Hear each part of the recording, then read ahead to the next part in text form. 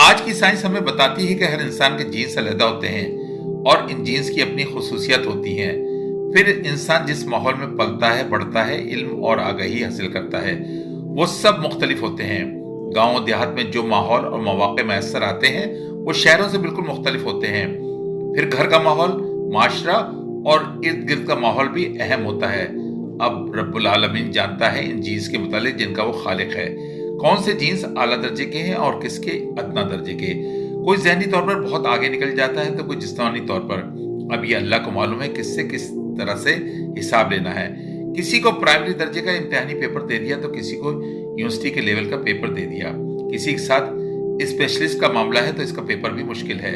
जिस दर्जे का पेपर है उसी लेवल के मार्क्स और नंबर भी मिलेंगे।